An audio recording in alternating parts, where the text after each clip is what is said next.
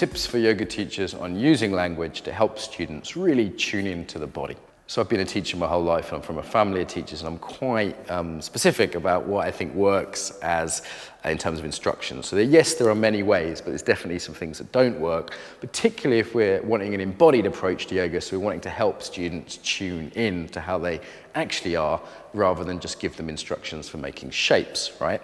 So in a way, it's easier to just say, put your foot here, do this, do that. And that's not a bad start. We call this specific operational instructions. So instructions that involve a clear method rather than a metaphor, like, I don't know, extend your energy to the corners of the universe. A very specific method, put your foot here, put your attention there, maybe even visualize this, but it's a clear instruction, a clear how, a clear method. That's the first place to start.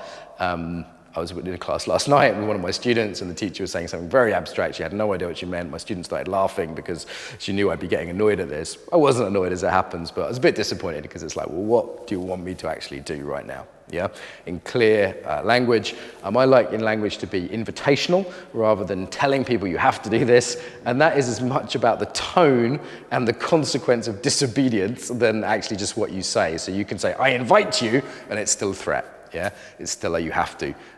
You don't always have to say, I invite you, It's simply, hey, put your feet there. If you don't want to, you could do this. One of my teachers says, when you're ready, if you want to do this, do this. So you can be just light in the language use, casual, but it's always that reminder that people don't have to do things. If you want to take child's pose or lie on your back, feel free, And the key thing here is what happens when someone doesn't obey your instructions. Do you run over to them and correct them? One teacher said to me, it's like teaching yoga is like fighting fires. They had to constantly go around and correct things. And I was like, well, unless someone's going to injure themselves, why? Do you want to put all your attention there? So in terms of bringing people back to awareness, I think this is the key job for a yoga teacher that wants to say what they do is embodied. So rather than just telling them about shapes, which can take a lot of mental attention and you're imposing on the body, just constantly reminding to feel. And I think like a questioning method is really good. So it's to say, like, for example, how's your breathing now? Yeah, so is it Norman from London does yin yoga, does that, how's my breathing? Yeah, so saying to people, how's your breathing now? Like, what are you feeling? Like often I don't hear the emotional domain addressed in yoga. One teacher I work with, a student and a friend, Jude Murray, she says, how are you doing at the beginning of class? Scottish teacher, she says, how are you? Most people don't know, right? Especially they're newer to yoga. So getting people to tune in to how they are between postures several times throughout the class, particularly if you've done something athletic or demanding and they may have, their attention might have got lost in the challenge of that, and then coming back to how you're doing. Do you need a rest right now? Who needs a rest? Do you need to amp it up? Do you need more or do you need less? Simple question my friend and colleague Vidyadasa uses a lot. He'll say, do you need to push it a bit harder or ease off a little bit? And so he gives people that choice, which is helping them A, feel, and B, be agentic, to be empowered to be in charge of their own practice. But it can be a bit complicated if you say to a beginner, just do what you feel like, or follow your body, or listen to your body. Classic, listen to your body. What do you mean, right? It's like they get a bit lost in that. So you can say to a beginner, do you need more or less? Do you think you should push it harder or ease back? Which would be helpful? And you give people that simple sort of one or the other, black and white choice. And then for more advanced people, you can have more advanced questions. So you might say, we've done the 4 elements model, which element do you need right now? Or name a quality to practice your downwards dog in. Yeah? So what quality does your downwards dog have? And senior students of mine will say playful or reluctant or formal, very quickly be able to say, as a skill you learn, and then what quality would you like your practice to be? Awareness and choice, key thing.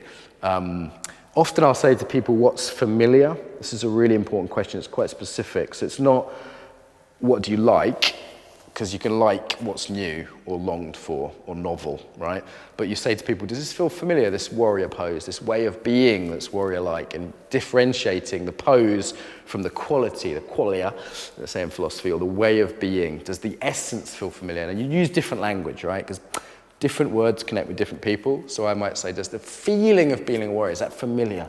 Is it comfortable? Do you feel at home in that energy? Yeah, I use the word energy loosely here, but it works for some people, not for others. Yeah, does the quality of it, does the sensation of it? So you're differentiating just physical sensation from the overall felt sense of it, the felt sense of letting go. Does that feel familiar? And that helps people connect to if that's something they do regularly.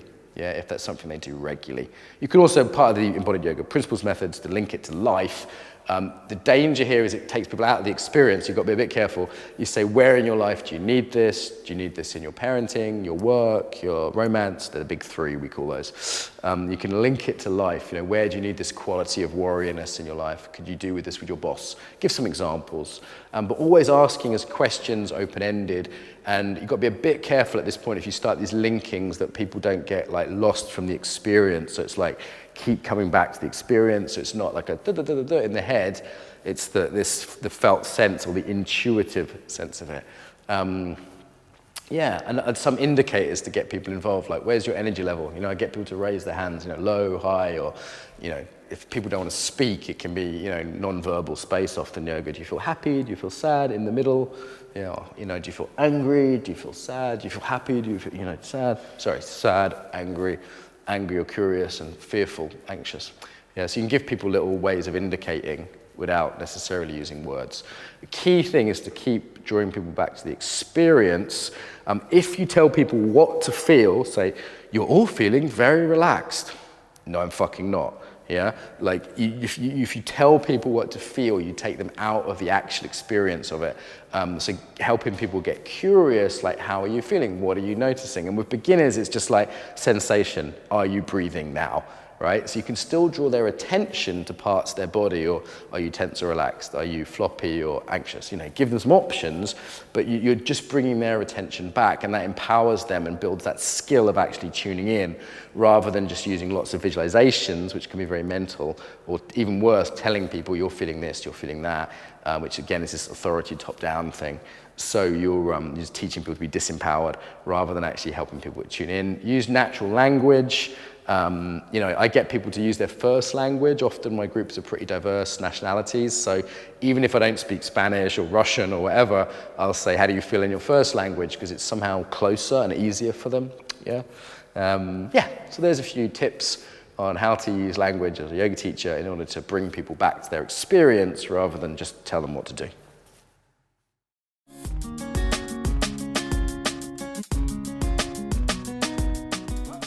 So I hope you enjoyed that video. If you did, you can subscribe to the channel, hit the bell. More importantly, however, get the newsletter. So the newsletter you do, is that right? In the box here?